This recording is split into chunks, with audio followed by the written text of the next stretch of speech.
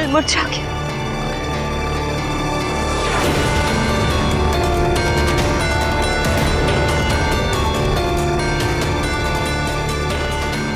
कमल मुरझा गया, कमल मुरझा गया, कमल मुरझा गया, कमल मुरझा गया, कमल मुरझा गया, कमल मुरझा गया, कमल मुरझा गया।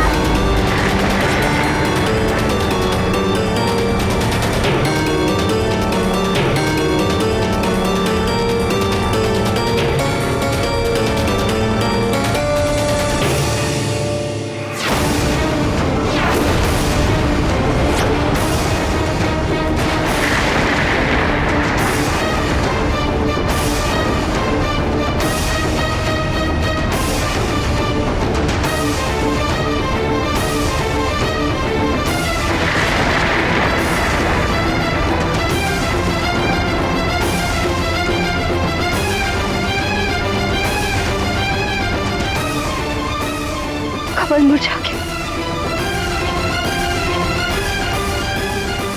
मारुति, मारुति आ गया।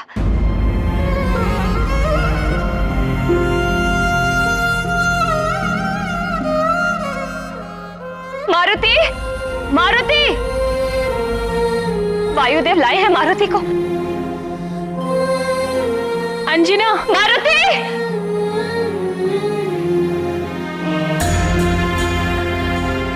मारुति, मारुति, कहाँ है मेरा मारुति? देखा तुमने मारुति को? कमल का फूल मुरझा गया है। वायुदेव आए होंगे ना मारुति को लेकर। कहाँ है मारुति? माँ, आपने तो अवश्य देखा होगा ना मारुति को। कहाँ है मेरा मारुति? बोलिए। वायुदेव ने तो कहा था कि कमल के मुरझाने के पूर्व वो मारुति को ले आएंगे। फिर कहाँ है? क्या हुआ है मेरे मारुति को? मारुति, मारुति, आ जाओ पुत्र, तुम्हारी माँ पुकार रही है।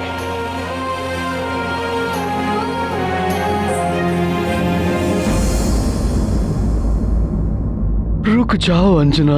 आप क्यों रोक रहे हैं मुझे? मारुति आया है।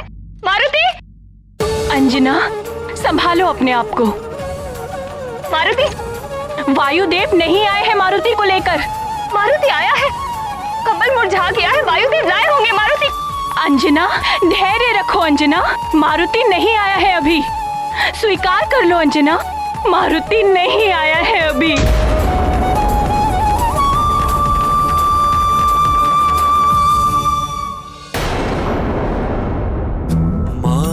मन को कौन मनाए, कोई नहीं जो धीर धराए। रोती जाती कहती माता, मारुति मेरे लौट के आजा। पर नीरज दल से जीवन जाए, माता देख देख मुरझाए। हे अरुण कमल तुम बने रहो, साथ मेरे यह समय सहो। वायुदेव का है शुभ वचन, है जीवित मेरा जीवन धन।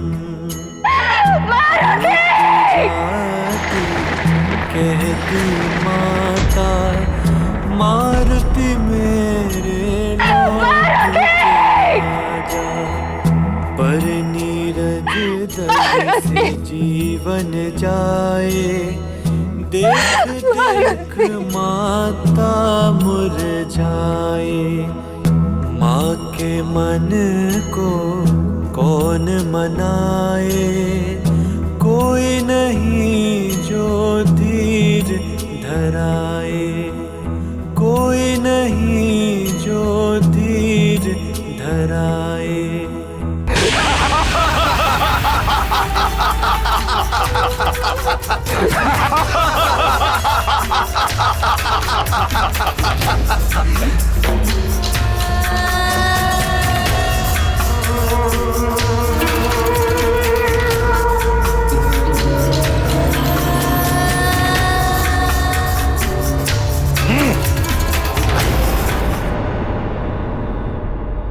ब्रह्मं प्रसन्नम, प्रसन्न हुए हम। इंद्र, उस मायावी बालक को मारकर प्रसन्न कर दिया तूने हमें।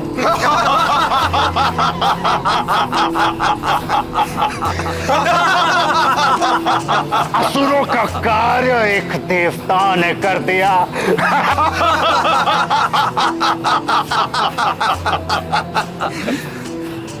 रावण के हर शत्रु की दुर्दशा यही होनी चाहिए। बस इस प्रसन्नता के समय यदि कुंभकर्ण और त्रिशरा भी होते तो और आनंद आ जाता।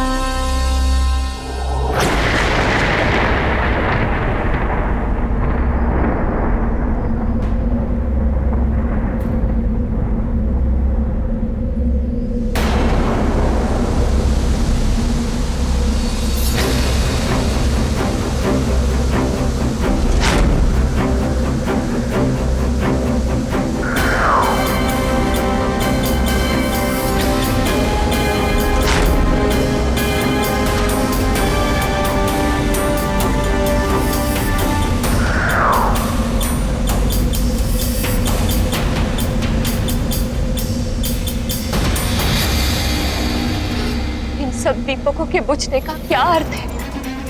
क्या संकेत देना चाह रहे हैं आप मुझे?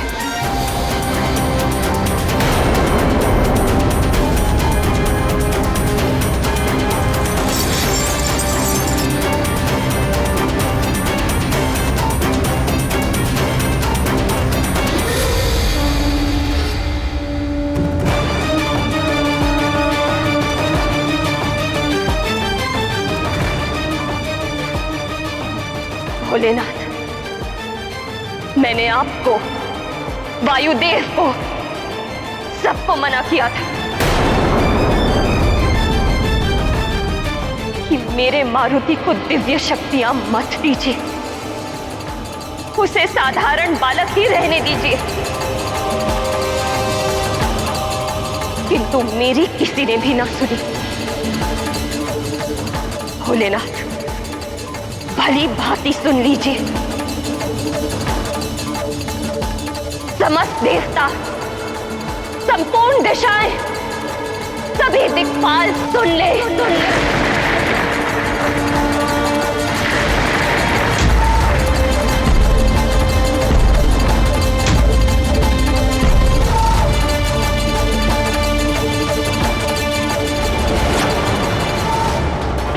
मैं मारुति की मां अंजना आप सबको चेतावनी देती हूं।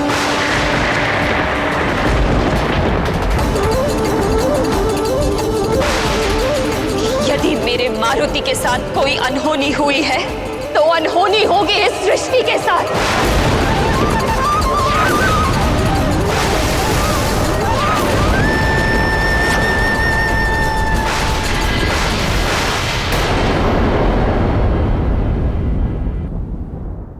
भोलेनाथ, मैं शपथ लेती हूं,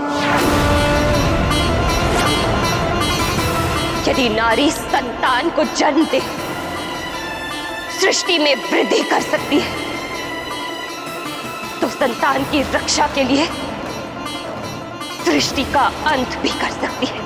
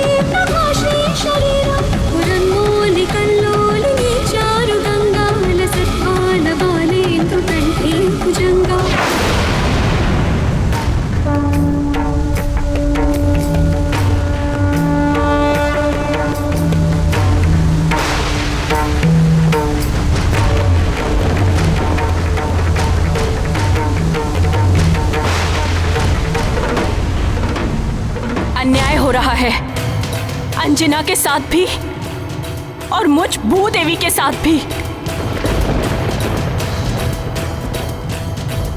इस भू अर्थात मेरे उद्धार के लिए ही सारे देवताओं का जन्म हुआ है। विष्णु देव का रामा अवतार हुआ है, तो महादेव का अंश अवतार मारुति के रूप में राम की सहायता के लिए हुआ है। किंतु इंद्रदेव के अहंकार और अपकृत्य ने मारुति के प्राण हर लिए हैं।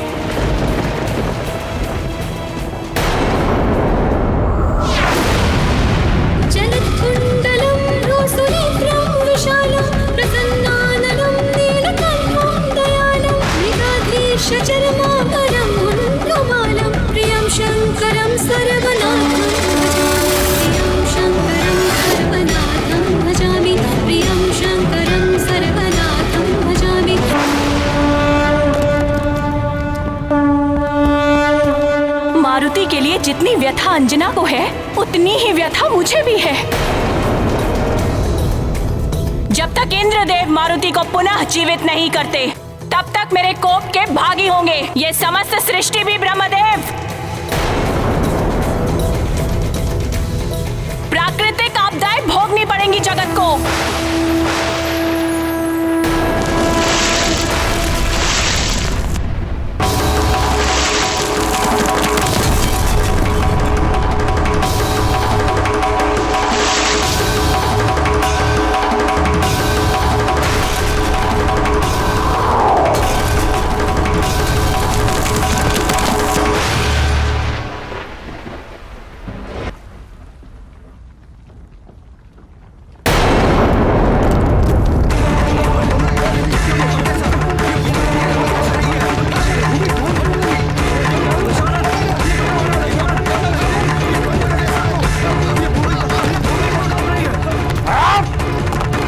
सोमरस का प्रभाव है या धरती डोल रही है?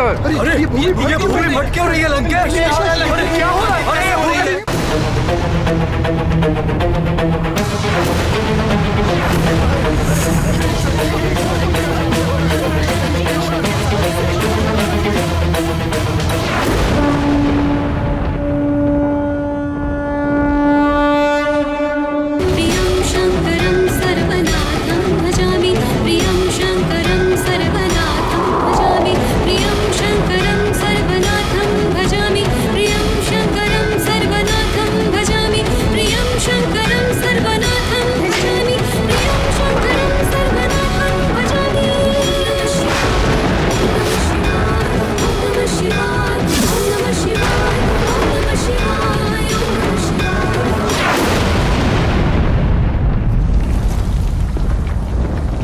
स्वामी, एक माँ के दुख से पूरी सृष्टि प्रभावित हो उठी है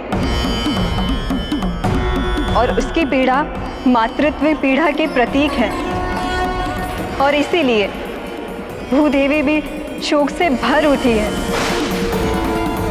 स्वामी, आपको अंजना के पीड़ा का निवारण करना होगा। अंजना की व्यथा मुझे भी झकझोर रही है देवी,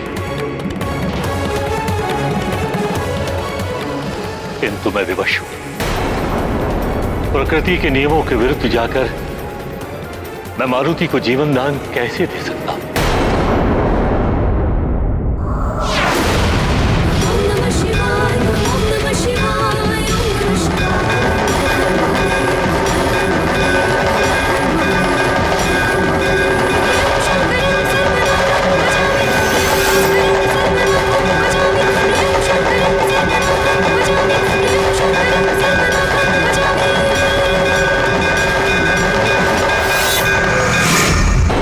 मारुति के जीवन का आपके लिए कोई अर्थ नहीं है। अपनी संतान को वापस पाने के लिए तड़पती और निर्दोष मां का वियोग का आपको तनिक भी आभास नहीं है? तो फिर मैं भी तो एक नारी हूं और मुझ मां के लिए यहां पर एक पल भी ठहरना असहनीय है। मैं भी आपके द्वारा उत्पन्न सृष्टि से सारा ज्ञान वापस ले लूंगी। ज्ञान शून्य हो जाएगा ये जगत।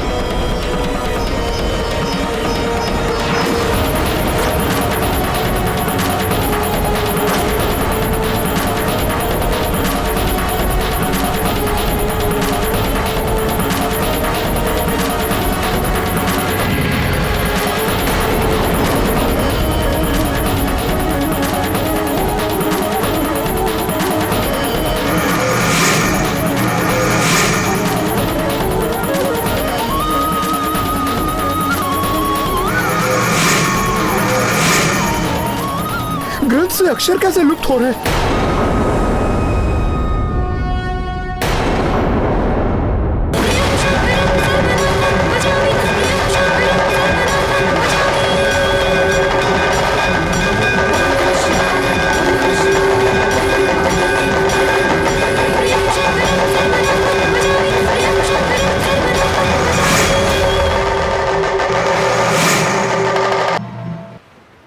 आप मात्र देखते ही रहेंगे श्रीहरि। जीवन दान दिलाइए मारुति को। मैं क्या कर सकता हूं देवी? मारुति को जीवन दान देने के लिए इंद्रदेव और अन्य देवों की सहमति आवश्यक है। आप सहमति और असहमति की दुविधा में पड़े रहिए। जब तक मारुति का जीवन नहीं, तब तक हमारा भी साथ नहीं।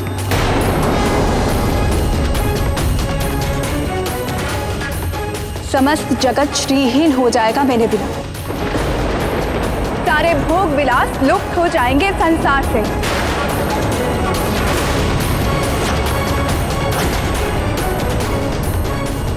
स्वर्ण लोह बन जाएगा, माणिक मोती सब मिट्टी बन जाएगा।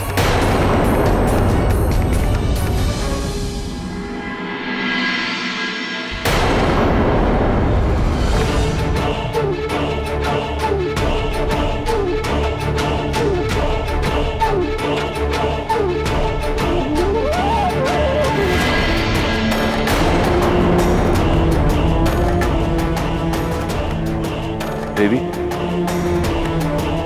महादेव, कहाँ हैं आप?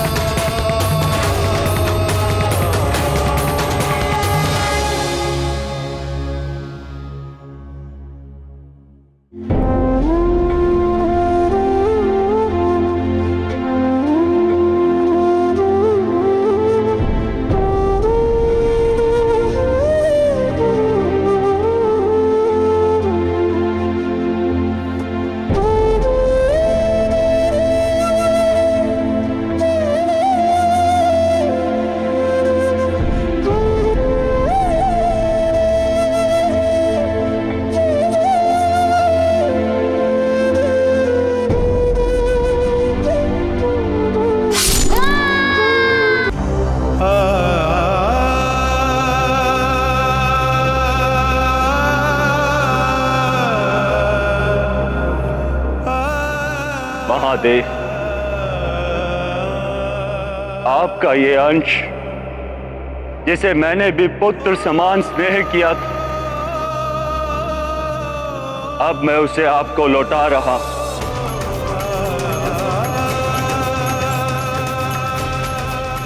इसके जीवन की सुरक्षा का उत्तरदायित्व मेरा था,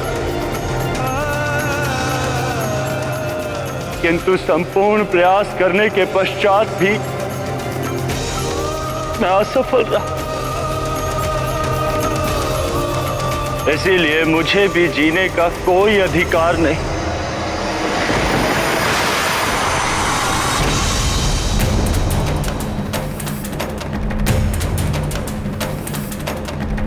मारुति के अंत के साथ मेरा भी अंत होगा।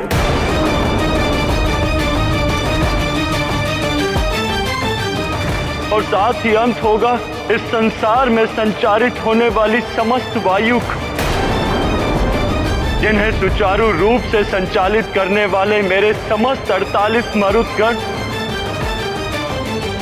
मेरे साथ ही अंत को प्राप्त होंगे।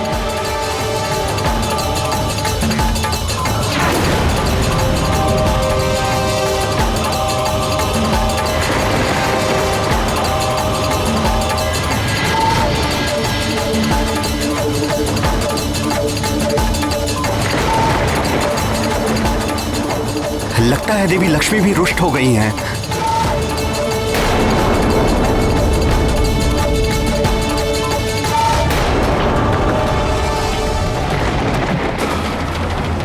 प्रियं शंकरं सर्वनाथं भजामि, प्रियं शंकरं सर्वनाथं भजामि, प्रियं शंकरं सर्वनाथं भजामि, प्रियं शंकरं सर्वनाथं भजामि। प्रकृति और पुरुष के मेल से ही सृष्टि का जन्म होता है, किंतु जब ये मेल टूट जाए तो सृष्टि समाप्त हो जाती है।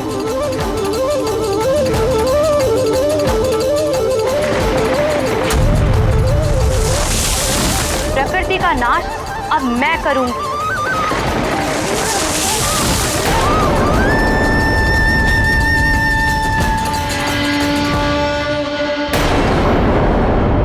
मारुति की मां देवी अंजना के दुख ने समस्त मातृत्व शक्ति को आंदोलित कर दिया है। इसके दुष्परिणाम समस्त जगत को भोगने पड़ सकते हैं। भजामि, प्रियं शंकरं सर्वनाथं भजामि, प्रियं शंकरं सर्वनाथं भजामि, प्रियं शंकरं सर्वनाथं।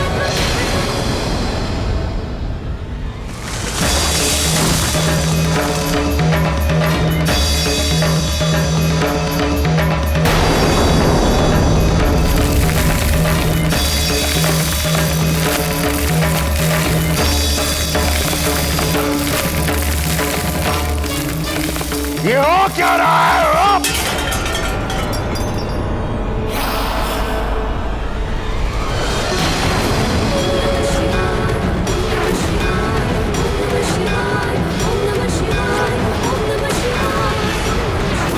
हे महादेव, निवारण कीजिए अंजना के दुख का। हे माँ महादेवी, आप तो सारे जगत की माता हैं।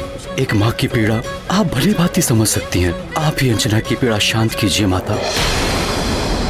यदि सृष्टि को बचाना है, सुचारू रूप से चलाना है, तो मारुति को जीवन दान दिए बिना ये संभव नहीं होगा।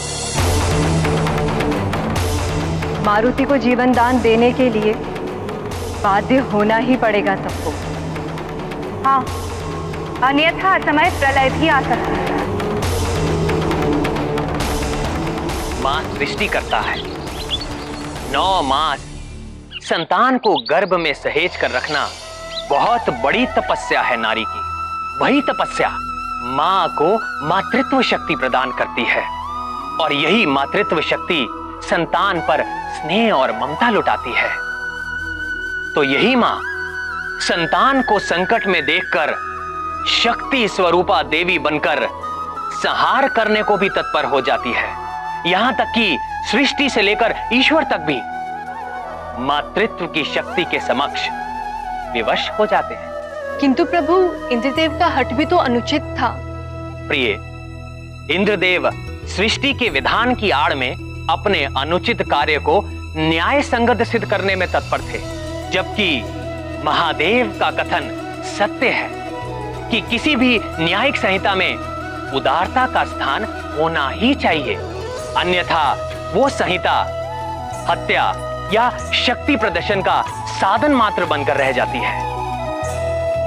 अपने मद में चूर इंद्रदेव ये भी भूल गए थे कि उनके इस दुष्कृत्य के कारण सृष्टि को कितनी हानि हो रही थी।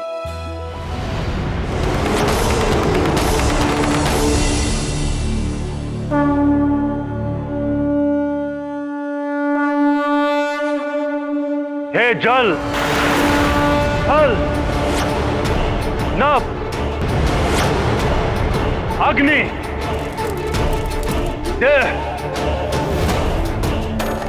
संसार सहित समस्त ब्रह्मांड में उपस्थित मेरे मरुदगणों,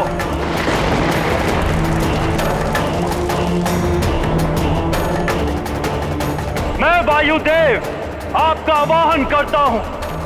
आप सब आए और समाहित हो जाए मुझ में, समाहित हो जाए मुझ में, समाहित हो जाए मुझ में।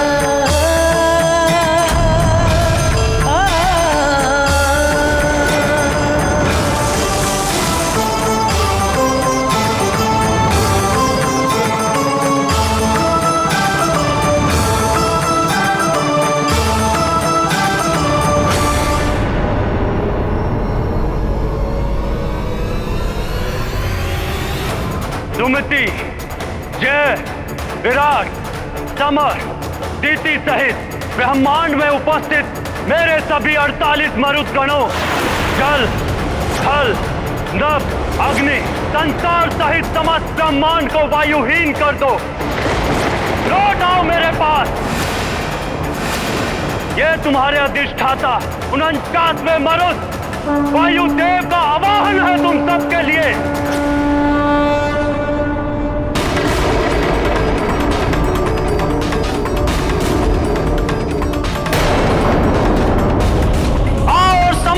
मुझ में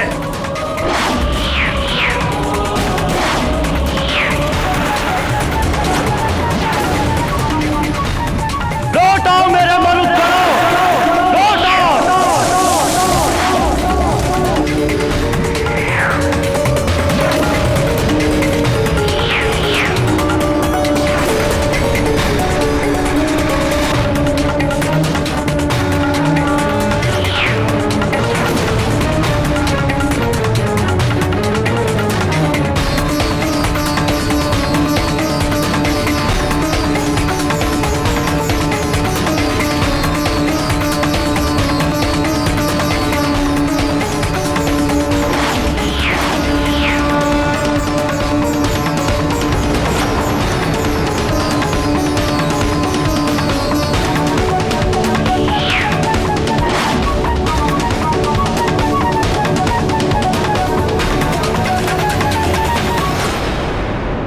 ये एकाएक अग्नि कैसे बुझ गई? ये तो अशुभ संकेत है।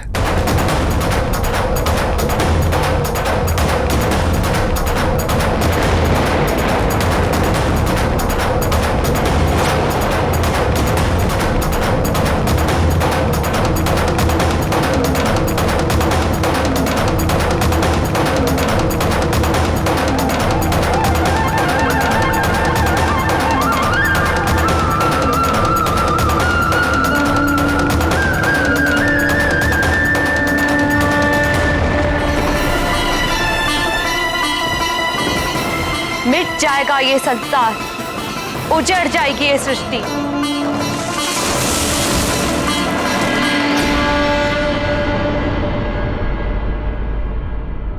पृथ्वी की अधिष्ठात्री भूदेवी आप त्रिदेवियां ही नहीं, समस्त मातृत्व शक्ति आज संतप्त हो उठी है। और फिर अंजना की पीड़ा भी तो मेरी पीड़ा है ना, क्योंकि मारुति का जन्म तो मुझ पृथ्वी के उद्धार के कार्य में प्रभु श्री राम की सहायता के लिए हुआ था। यदि मारुति को जीवन दान नहीं मिला तो मैं समस्त पृथ्वी का नाश कर दूंगी। सब कुछ समाप्त हो जाएगा पृथ्वी पर।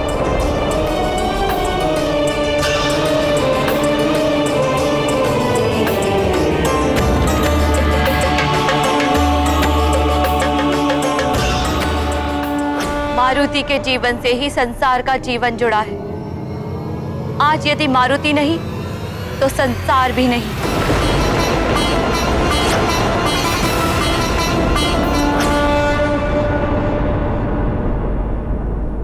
देवराज कुछ कीजिए। देवगुरु बृहस्पति के बिना देव कार्य कैसे संपन्न होंगे? इन कठिन परिस्थितियों में देवगुरु के समान हमारा मार्गदर्शन करने वाला कोई नहीं है। उन्हें वापस लाना ही होगा। प्रकृति भी उद्वेलित हो रही है। देवगुरु, इतनी चिंता करने की आवश्यकता नहीं है वरुण देव। मैं देवराज उनके कारण नहीं हूं, अपितु वो देवगुरु है मुझ देवराज इंद्र के कारण। मैंने ही उन्हें देवगुरु बनाया है। यदि मैं यहां हूं तो देवगुरु भी देवताओं को मिल ही जाएंगे।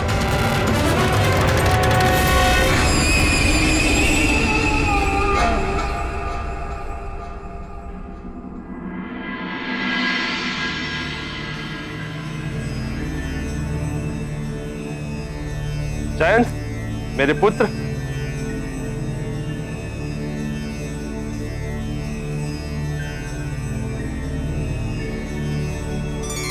प्रणाम पिताश्री। आयुष्मान भव पुत्र।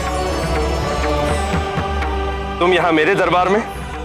हाँ पिताश्री, आप ही ने सुझाव दिया था ना कि मैं भी राज कार्यों में रुचि लूं, इसलिए मैं आज यहाँ उपस्थित हुआ हूँ। ये तो बहुत अच्छा किया तुमने। पिताश्री, सुना है गुरुदेव बृहस्पति ने देवगुरु पद त्याग दिया है। ऐसा क्या हो गया था जो वो रुष्ट हो गए?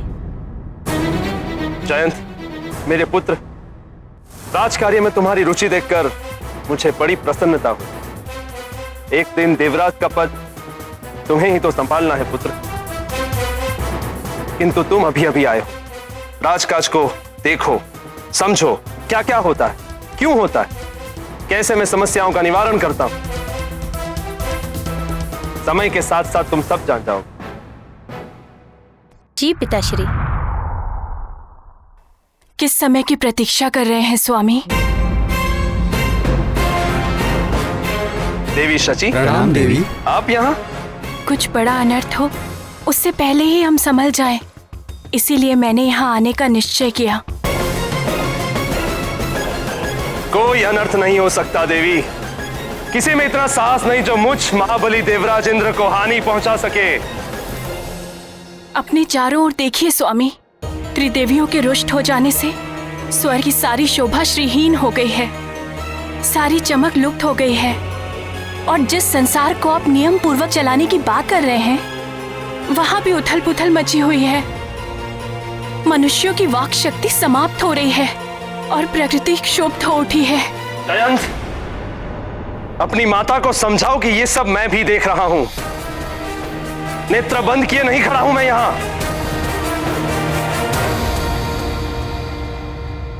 किंतु नेत्रों से अहम का आवरण हटाकर देखिए स्वामी, सृष्टि संतप्त है, संसार मिटने वाला है मात्र आपके एक हट के कारण। स्वामी, मारुति को जीवन दान दिला दीजिए। इंद्राणी!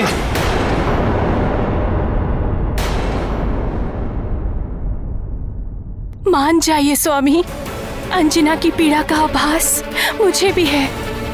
उनके दुखों को दूर कर दीजिए। त्रिदेवियों, भूदेवी और वायुदेव का कोप स्वतः शांत हो जाएगा और ये संसार मिटने से बच जाएगा। आप अंजना के पुत्र को पुनः जीवन दान दे दीजिए। मुझे क्या करना चाहिए और क्या नहीं करना चाहिए ये आप मुझ पर छोड़ दीजिए देवी। आप एक माँ की पीड़ा क्यों नहीं समझ रहे देवराज? कितनी कठिन तपस्या के फलस्वरूप उन्हें मारुति जैसा पुत्र प्राप्त हुआ। आप एक माँ से उसके पुत्र को छीनने का पाप क्यों अपने सिर चढ़ा रहे हैं? और वानर राज केसरी से भी आपकी कोई शत्रुता नहीं, फिर क्यों? बस चाची,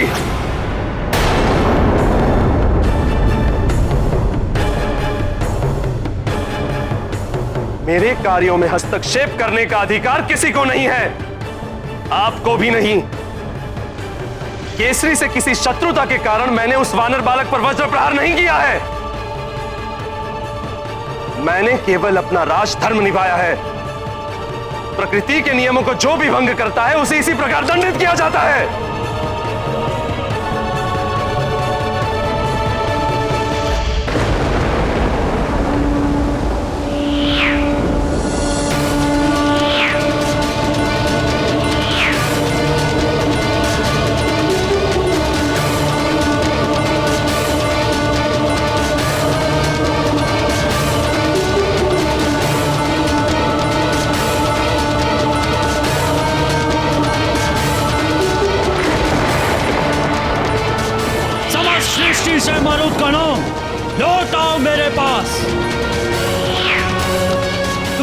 अधिष्ठाता तुम्हें पुकार रहा है। आओ समाहित हो जाओ मुझ में, लौट आओ मेरे पास।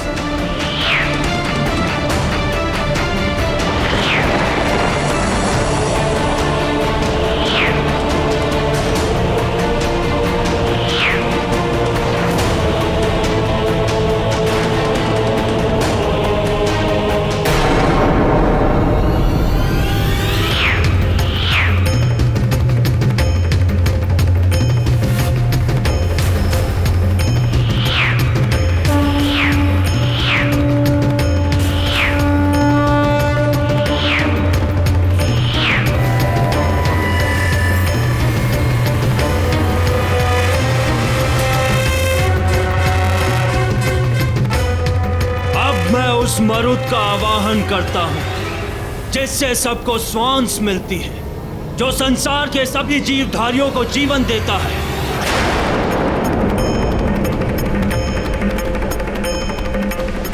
ऐ सभी जीवधारियों को जीवन देने वाले मरुत, प्राणवायु को संसार में संचालित करने वाले मरुत, लौट आओ अपने अधिष्ठाता के पास और श्वासहीन कर दो इस संसार को।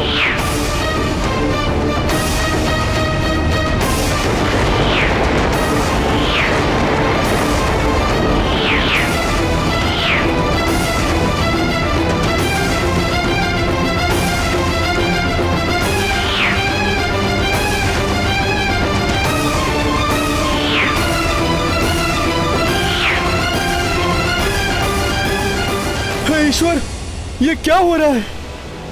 हमें श्वास लेने में इतनी कठिनाई क्यों हो रही है?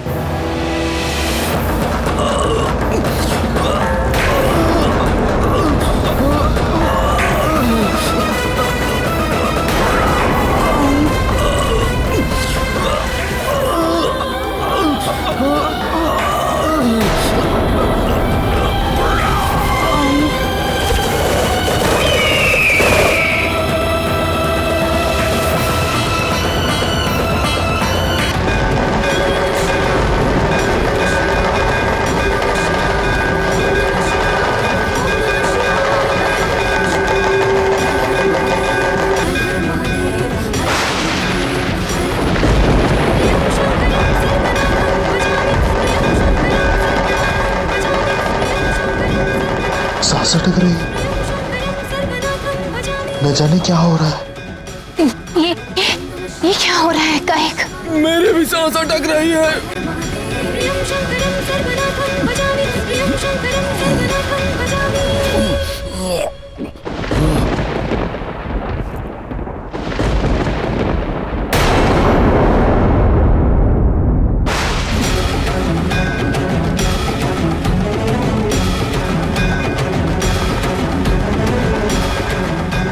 गुरु बृहस्पति, लगता है प्राणवायु समाप्त हो रही है। अवश्य वायुदेव कुपित हो उठे हैं। धैर्य रखिए वानर राज केसरी, मेरा अनुमान सत्य है। वायुदेव के क्रोध का ही परिणाम है ये। प्रतीत होता है प्राणवायु आदि का प्रसार करने वाले मर्तों को वायुदेव ने वापस खींच लिया है।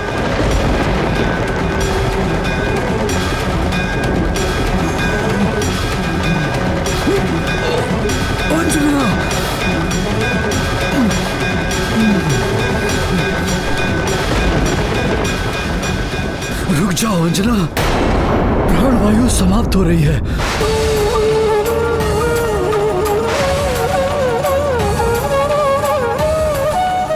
तुम्हारे प्राण भी संकट में पड़ जाएंगे।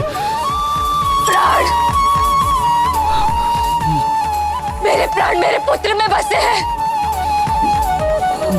यदि मारुति लौट कर नहीं आया तो मैं यही नृत्य करते करते अपने प्राण त्याग दूंगी। देख लो देवताओं, देखिए ये सारा संसार मां का लाल नहीं तो मां भी नहीं।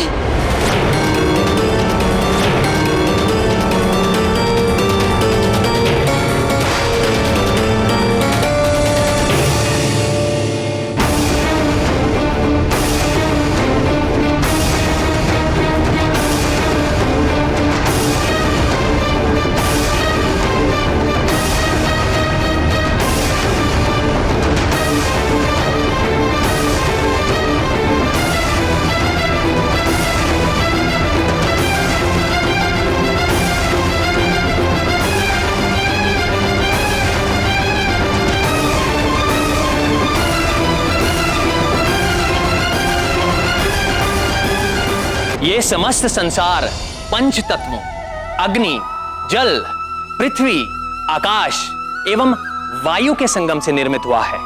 जिस प्रकार मनुष्य की देह का कोई भी एक अंग यदि अपना कार्य करना बंद कर दे तो उसकी सारी देह असंतुलित हो जाती है।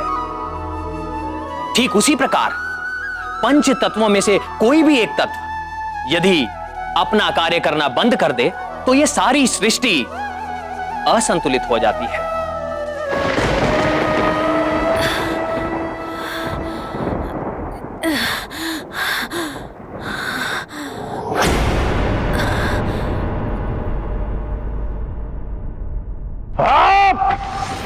सब कुछ इतना विचित्र क्यों हो रहा है?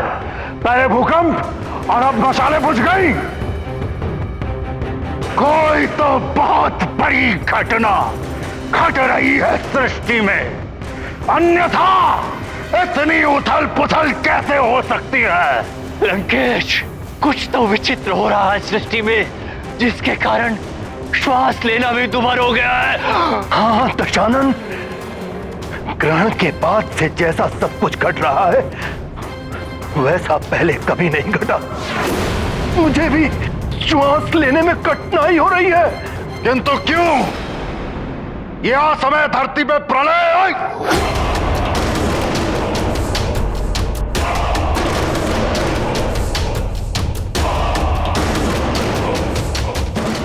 गुरुदेव, दैत्य गुरु शुक्राचार्य, कहाँ हैं आप? शीघ्र दर्शन दीजिए। आपके दशानन को आपकी आवश्यकता है। शीघ्र पधारिए गुरुदेव।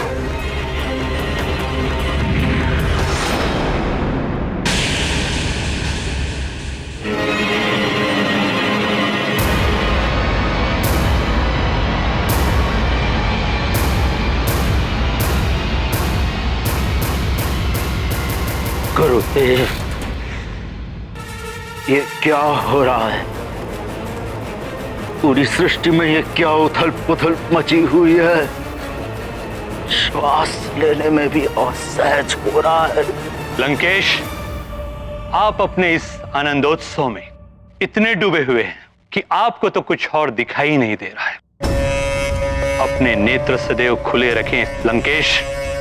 उचित कह रहे हैं आप गुरुदेव, परंतु दशानन पूछ रहे हैं कि हो क्या रहा है? सब कुछ इतना विचित्र क्यों हो रहा है गुरुदेव? लंकेश, आप जिस वानर बालक की मृत्यु पर प्रसन्न होकर ये जो आनंदोत्सव मना रहे थे, उसी बालक को देवता जीवित करने में लगे हुए हैं।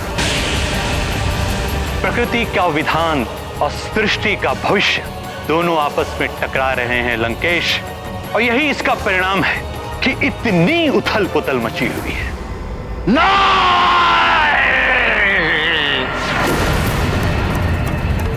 ये नहीं हो सकता। देवताओं, इसका मूल्य चुकाना होगा तुम्हें, दंड भोगना होगा दशानन रावण का।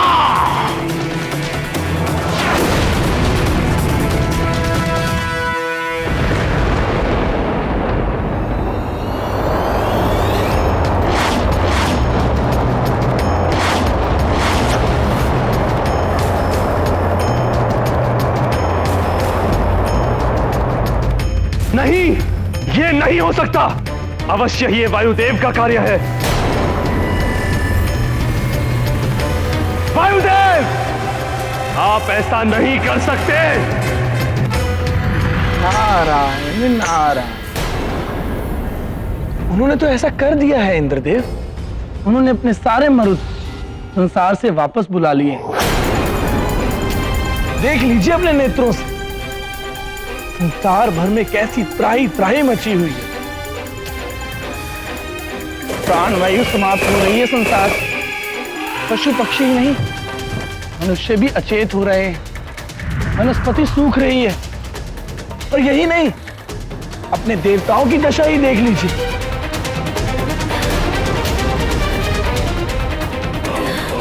ये भी श्वास नहीं ले पा रहे हैं।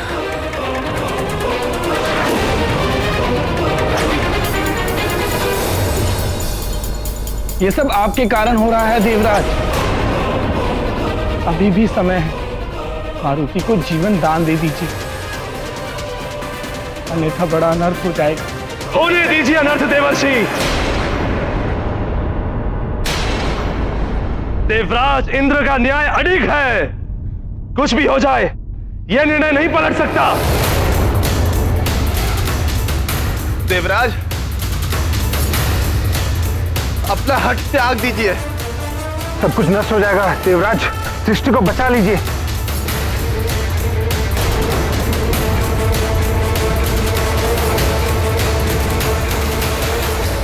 पुनः सोच लीजिए देवराज। आपका पुत्र भी आपके द्वारा किए गए अन्याय का दंड भोग रहा है।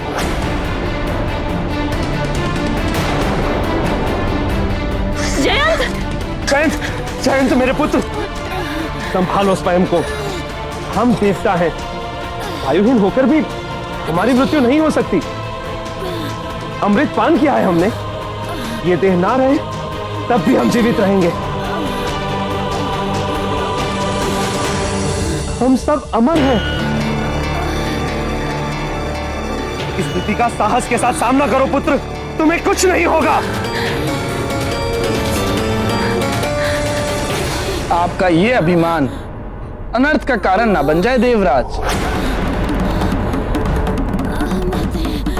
देवराज होने के अभिमान में इंद्रदेव ने वायु की उपेक्षा की। परिणाम स्वरूप वायुदेव ने अपने सभी मरुतों को बुलाकर यह सिद्ध कर दिया कि वायु के बिना इंद्रदेव ये संसार नहीं चला सकते। इस संसार में कोई भी तुच्छ नहीं है, सब अपने अपने स्थान पर संपूर्ण है। इसीलिए हमें अपने पद, ऐश्वर्य और समृद्धि के अभिमान में आकर किसी को तुच्छ नहीं समझना चाहिए और ना ही किसी की उपेक्षा करनी चाहिए। मैं भी देखता हूं इंद्रदेव, कैसे बचाएंगे आप इस सृष्टि को। अब तो आपको भी आभास हो जाना चाहिए कि यह सब कुछ आपके ही अहंकार का परिणाम है।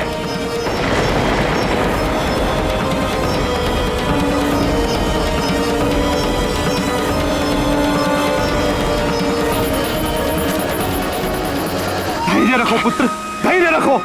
पिताश्री, हमारी सांस रुक रही है। हम खड़े नहीं हो सकते। मैंने तुमसे कहा ना, तुम्हें कुछ नहीं होगा। अमर है हम सब। ऐसी अमरता किस काम की देवराज? ये तो मृत्यु से भी अधिक पीड़ादायक है। प्राण वायु के बिना आप जी नहीं पाएंगे और अमृत पान के कारण आपकी मृत्यु नहीं होगी। नारायण नारायण। श्वासहीन देह से ना तो आप चल पाएंगे और ना ही कोई कार्य कर पाएंगे। ऐसा जीवन चाहते हैं आप? सबको अपने कर्मों का फल भोगना पड़ता है स्वामी, और आपके कर्मों का फल हमारा पुत्र भोग रहा है। सारा संसार आपके कर्मों का फल भोग रहा है। भूदेवी क्षुब्ध हो उठी है।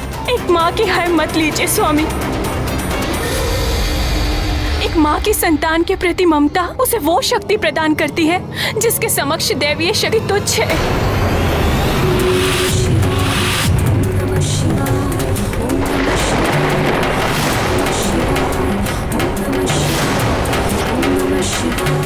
मातृत्व शक्ति को पहचानिए स्वामी, मान जाइए, ये विनाश होने से रोक दीजिए।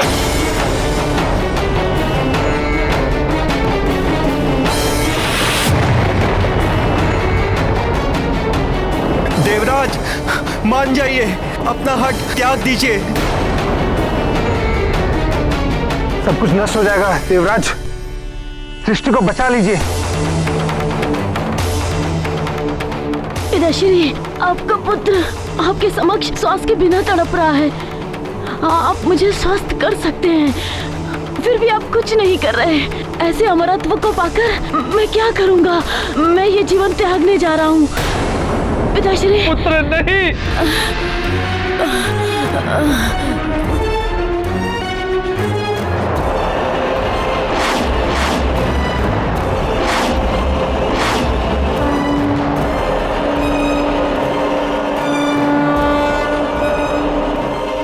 मात्र अपने नियमों का पालन कराना आपका धर्म नहीं है स्वामी। प्रजा राजा के लिए पुत्र के समान होती है। राजा का धर्म है प्रजा का पालन करना, पुत्र की भांति, ना कि उन पे शासन करना शासक की भांति। और उन सहस्त्र प्राणियों के बारे में सोचिए, उन्होंने तो कोई आपका नियम भी नहीं तोड़ा, किंतु इस विनाश लीला के कारण वे सब भी असमय ही काल के गाल में समा जाएंगे।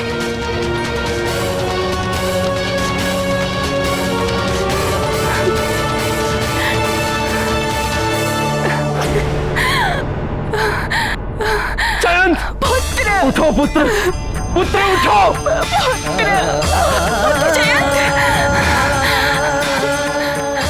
प्राण वायु के बिना प्राण भी शक्तिहीन हो जाते हैं देवराज।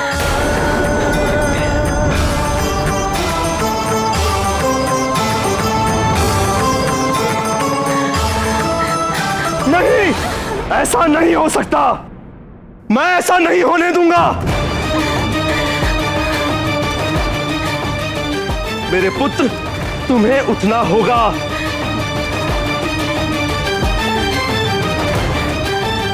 तुम्हें उठना ही होगा।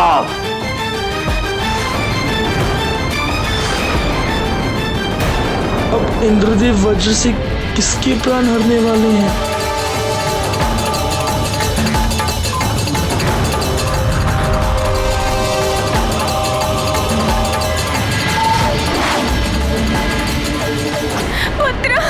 पुत्र उठो, पुत्र।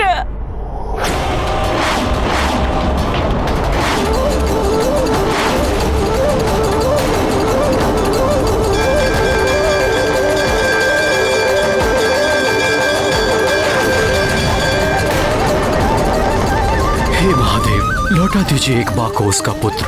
मारुति को पुनः हमारे पास भेज दीजिए। कृपा कीजिए प्रभु।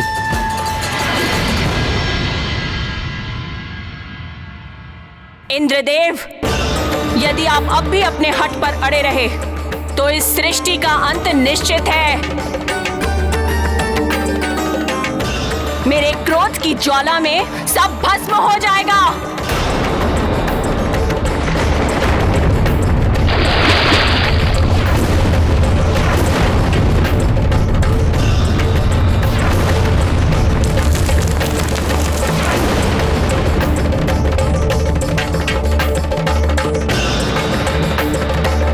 तो भूदेवी के कारण ये सब हो रहा है।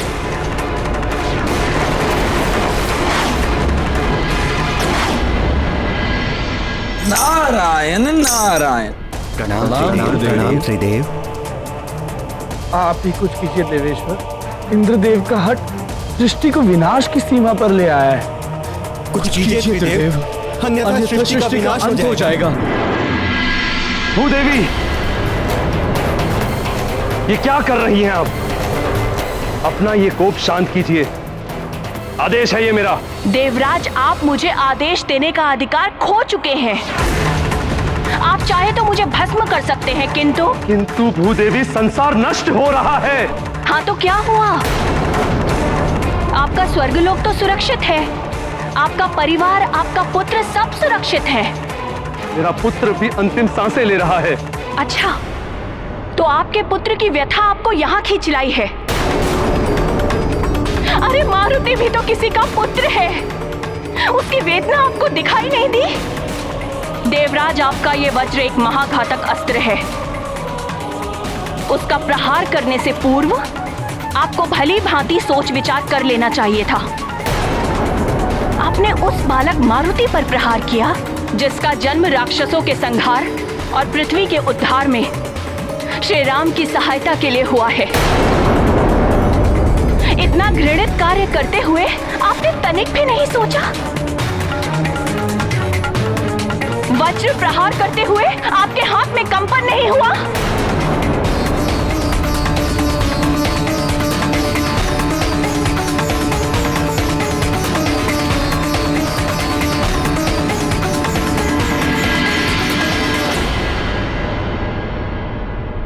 अब तो अपना ये कोप शांत कर लीजिए।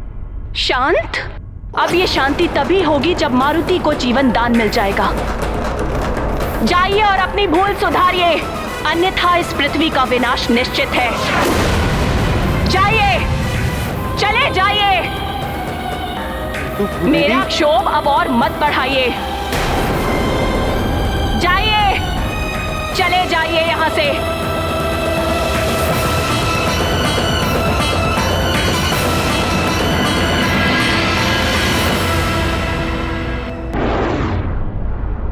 हे जगत जननी माता पार्वती, माता लक्ष्मी, माता सरस्वती, मेरा पुत्र जयंत जीवन के लिए तड़प रहा है। कुछ कीजिए माता, आपका ही आसरा है। अपने पुत्र की वेदना आपको यहाँ तक खींच लाई। किसी और के पुत्र की पीड़ा और उससे बिछड़ने वाली माँ की व्यथा का आपको आभास तक नहीं है। क्षमा करे माता, मुझसे बहुत बड़ी भूल हो गई है। पुत्र को खोने की पीड़ा का आभास अब मुझे हो गया। इंद्रदेव, अपने पुत्र की पीड़ा से तो सभी व्यथित होते हैं, किंतु जो सभी के पुत्र को समान दृष्टि से देखे, उनकी पीड़ा में स्वयं भी द्रवित हो जाए, वही सच्चा राजा हो सकता है। चाहे वो धरती का राजा हो या स्वर्ग का। आप सत्य कह रही हैं देवी। मैं अपने कृत्य पर लज्जित हूं। इंद्रदेव, हमारे लिए जैसे आपका पुत्र जयंत है, वैसे ही अंजना का पुत्र मारुति। किसी भी बालक का कष्ट या असमय मृत्यु हमारे लिए असहनीय है, किंतु आपके कठोर नियमों ने एक अबोध बालक को अपनी मां से दूर कर दिया है।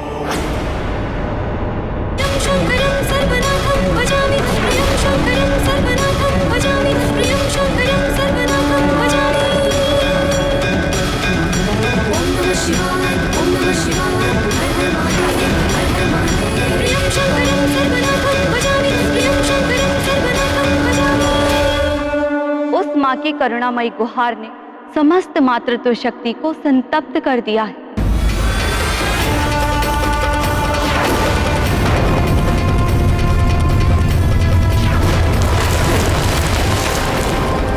इसीलिए सारी सृष्टि में त्राहिमाम मचा हुआ है। तुम्हारे इस दुष्कृत्य का फल तुम्हारा पुत्र भी भोग रहा है। अब भी समय है इंद्र, अपनी भूल सुधार लो, अन्यथा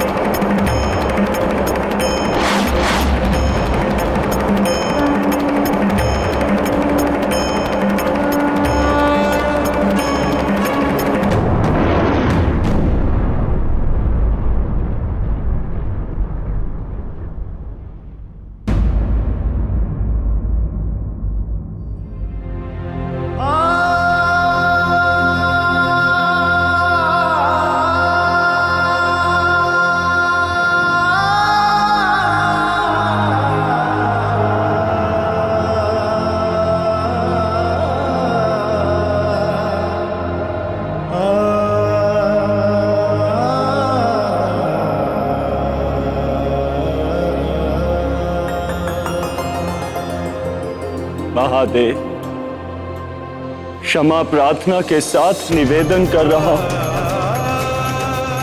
कि समस्त प्रयास करने के पश्चात भी आपके अंश को जीवन दान ना दिला सका। मारुति की मां को दिया हुआ वचन ना निभा सका। इसीलिए मैं योगा अग्नि में जलकर स्वयं को समाप्त कर लूंगा और साथ ही मेरे समस्त मरुदगण भी भस्म हो जाएंगे, भस्म हो जाएंगे, भस्म हो जाएंगे।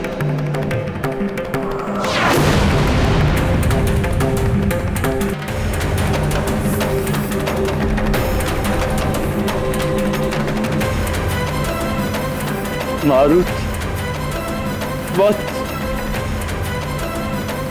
क्षमा कर देना मुझे पुत्र।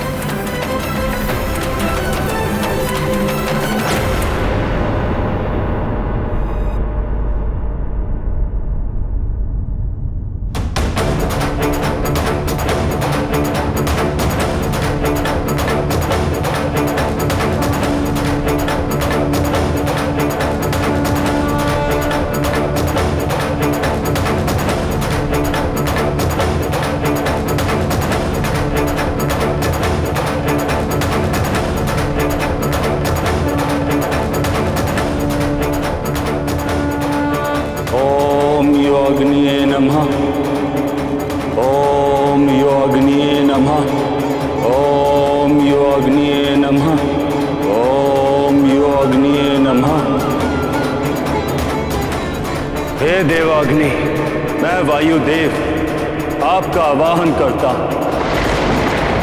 प्रकट हो देवाग्नि, प्रकट हो योगाग्नि, प्रकट हो।